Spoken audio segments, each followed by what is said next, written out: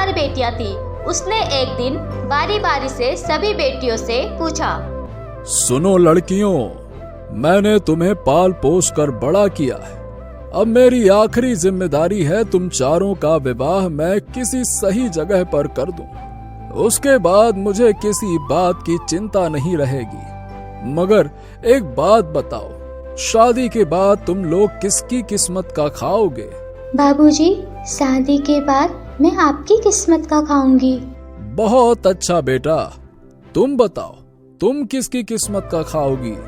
बाबूजी, मैं भी आपकी किस्मत का खाऊंगी। शाबाश बेटा शाबाश। तुम बताओ तुम किसकी किस्मत का खाओगे? मैं भी आपकी किस्मत का खाऊंगी बाबूजी। तुम बताओ बेटा तुम किसकी किस्मत का खाओगी? बाबूजी, शायद आपको मेरी बात सही ना लगे, सच तो यह है, शादी के बाद मैं अपनी किस्मत का खाऊंगी। अरे इतना अहंकार है अपने आप पर, मैं भी देखूं कितना अपनी किस्मत का खाती है। ऐसे गरीब लड़के से शादी करूंगा कि जिंदगी भर अपनी किस्मत पर रोती फिरेगी तू।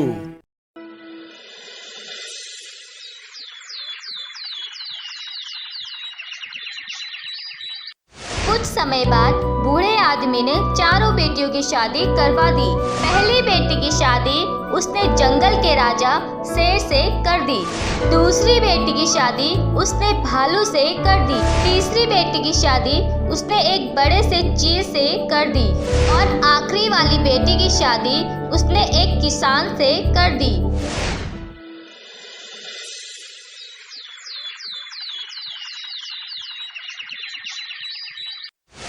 भाग्यवान, बहुत दिन हो गए, आज मैं देख कर आता हूँ कि मेरी लड़कियाँ अपने अपने ससुराल में किस तरह से रह रही हैं। हाँ जाइए, जब से शादी हुई है तब से आप एक भी बार देखने नहीं गए। पहले मैं उस लड़की के घर जाता हूँ जिसे अपनी किस्मत पर बहुत घमंड था। देख कर तो आऊं किसकी किस्मत का खा रही है। हाँ जाइए।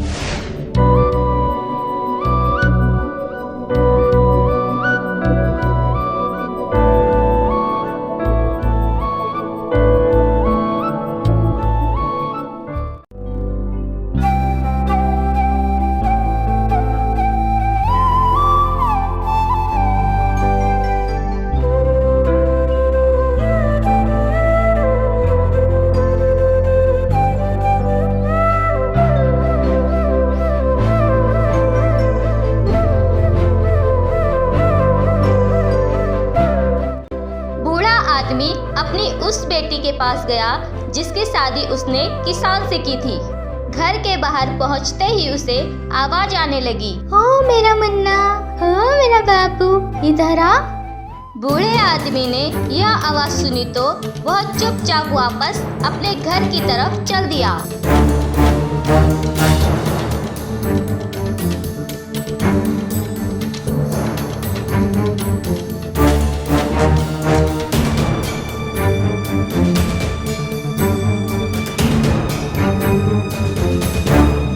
क्या हुआ, आप इतनी जल्दी वापस कैसे आ गए? बेटी से मिलकर नहीं आए? अरे वो तो हमको भूल गई है। अब वो अपने घर गृहस्थी में बहुत ही व्यस्त हो गई है और वहीं उसे सारी खुशियां मिल रही हैं। मुझे लगता है जिस तरह से वो खुशी से झूम रही थी, अब वो हम दोनों को भूल गई है। कोई बात नहीं, अगर हमारी बेटी खुश है तो यह तो और भी अच्छी बात है। आप कल दूसरी बेटी के पास जाना।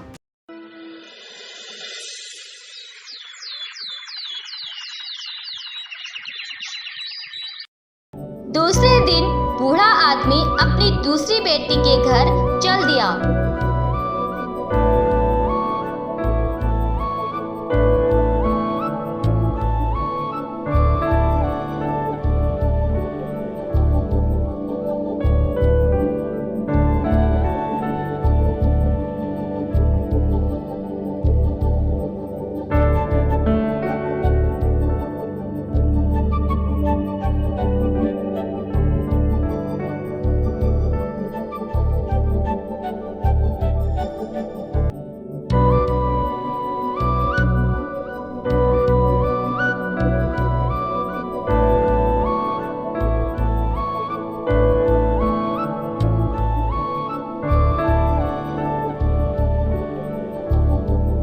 बाबूजी, आप कैसे हैं?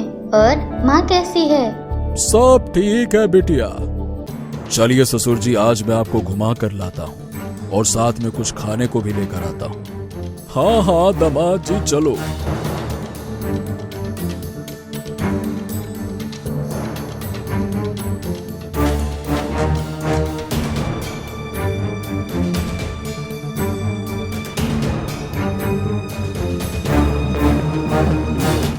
शेर बूढ़े आदमी को रात के वक्त एक गांव में ले गया।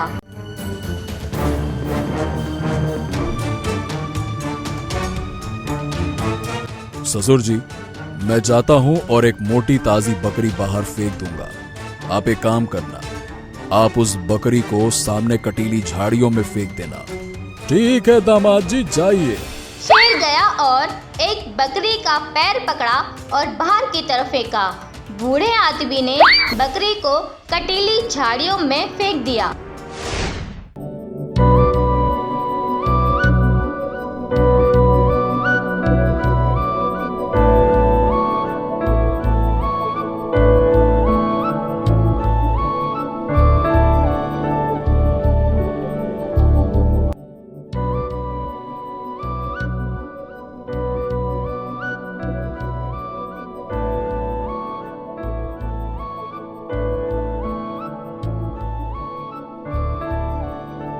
उसकी बेटी ने बकरा बनाया और अच्छे से बूढ़े आदमी की खातिरदारी की।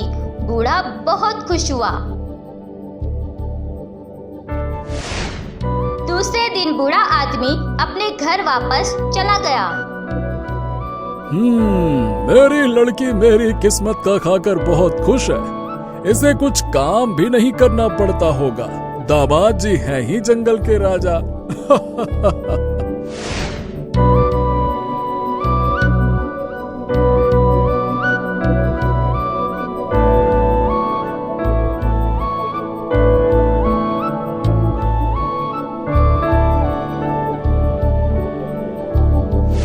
अरे आ गए आप। कैसी है मेरी बेटी? खुश तो है ना?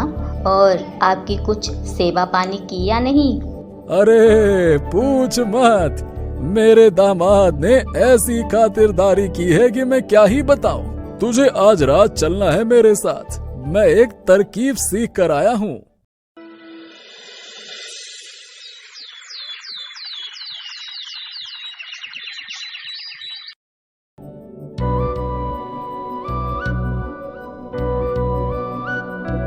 रात को बूढ़ा आदमी अपनी बीबी को लेकर गांव में चला गया।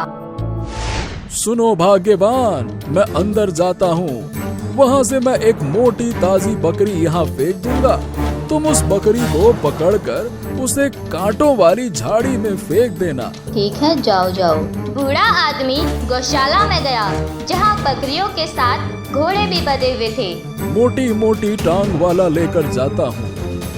बूढ़े ने देखा मोटी टांग तो घोड़े की थी। अंधेरा होने की वजह से बूढ़ा आदमी घोड़े को नहीं देख पाया। जैसे ही बूढ़े ने घोड़े की टांग पकड़ी तो घोड़े ने उसे दे लात मारी। बूढ़ा सीधे बुढ़िया के पास जाकर गिरा। अंधेरा होने की वजह से बुढ़िया ने भी बूढ़े आदमी को नहीं देखा। उसे लगा वह बकरी है।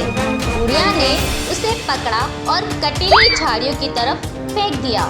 हाय रे, मर गया मर गया। अरे बेवकूफ औरत, क्या किया तूने? मैंने तुझे बकरी फेंकने के लिए बोला था। तूने तो मुझे ही इन कटीली झाड़ियों में फेंक दिया। आप ही तो यह तरकीब सीख कर लाए हो। मुझे क्या बोलते हो? जैसे आपने बोला मैंने तो वही किया। अरे मुझे थोड़ी ना पता था वहाँ बकरियों के साथ घोड़े भी बंधे हैं।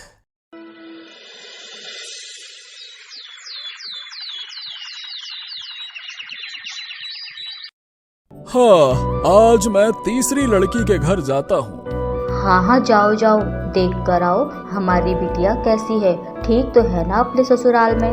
बूढ़ा आदमी अपनी बेटी के घर की तरफ चल दिया।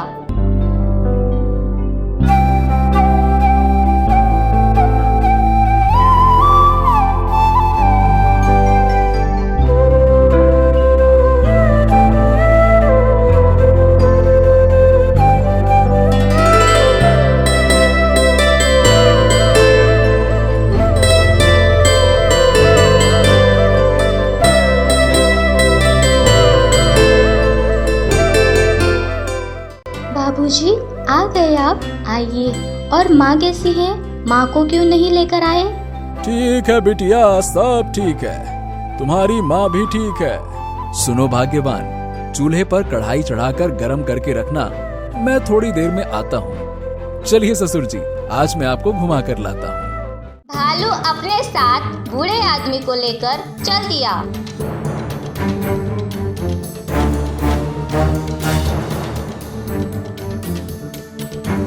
भालू ने मडुआ खाना शुरू किया। ये क्या कर रहे हो दामाद जी? देखते जाओ ससुर जी, देखते जाओ। भालू ने कुछ ही देर में बहुत सारा मडुआ खा लिया। चलिए ससुर जी, अब घर चलते हैं।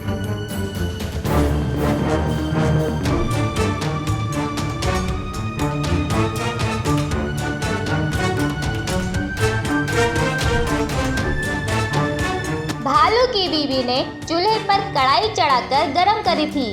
भालू गरम कढ़ाई पर बैठ गया।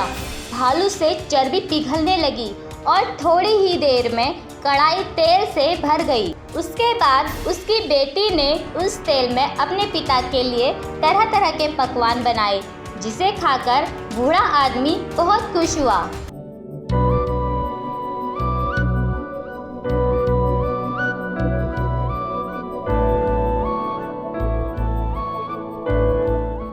दूसरे दिन बूढ़ा आदमी घर वापस चल दिया। अरे वाह वाह वाह, मेरे दामाद में तो बहुत गजब का दिमाग है। मेरी ये लड़की भी मेरी किस्मत से अच्छा ही खा रही है।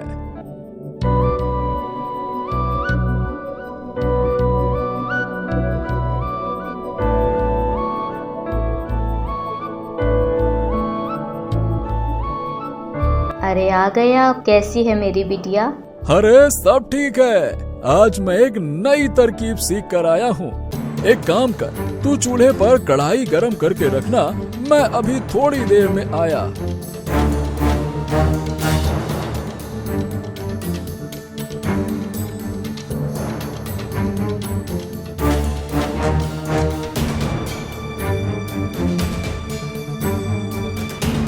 बूढ़ा गया और वह भी मडुआ खाने लगा। वह मडुआ खा नहीं पाया। बड़ी मुश्किल से वह थोड़ा ही मडुआ खा पाया।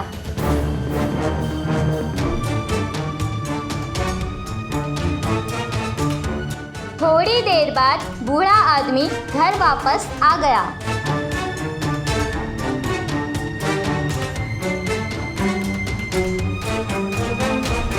अरे भाग्यवान, तुमने कढ़ाई गरम तो की है ना? हाँ हाँ, यह रही गरम कढ़ाई। मगर इस गरम कढ़ाई का आप क्या करोगे? बस तुम देखती जाओ मैं क्या करता हूँ। वह भी भालू की तरह गरम कढ़ाई पर बैठ गया। अरे अरे रे, मर गया मर गया। अरे रे, मर गया मर गया।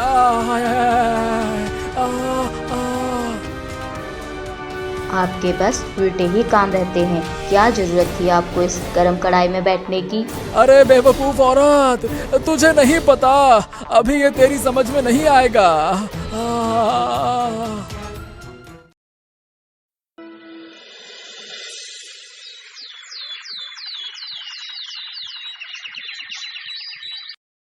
आज मैं अपनी चौथी बेटी के पास जाता हूँ। हाँ हाँ, जाइए। बूढ़ा आदमी अपनी चौथी बेटी के घर की तरफ चल दिया।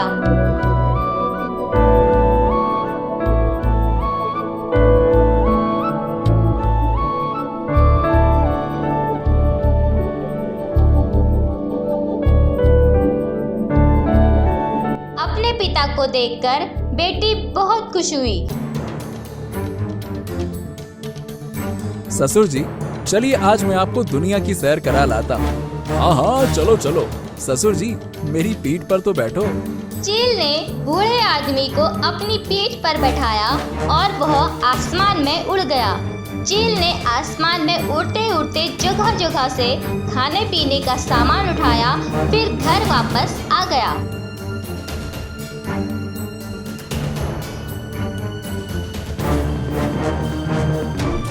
उसकी बेटी ने उस सामान से खाना बनाया और अपने पिता को खिलाया।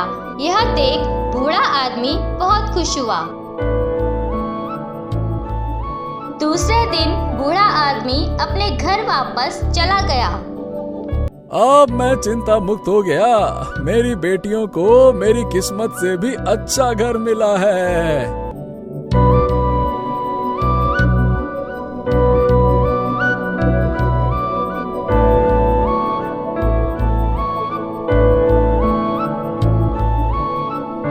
अरे भाग्यवान, कहाँ हो? आ गए आप? भाग्यवान, इस बार मैं अच्छी तरकीब सीख कर आया हूँ। अरे नहीं नहीं, आप हमेशा ऐसा ही बोलते हो और हर बार कुछ न कुछ गड़बड़ कर देते हो। बूढ़े आदमी ने सारी बात बुढ़िया को बताई। अरे भाग्यवान, अब से हमें कुछ काम नहीं करना पड़ेगा। बस तुम देखती जाओ, कुछ नहीं होगा। जाओ जल्दी से तुम हम दोनों के लिए चावल साफ करने वाला सूप लेकर आओ। बुढ़िया गई और बगल के घरों से चावल साफ करने वाले सूपे लेकर आई।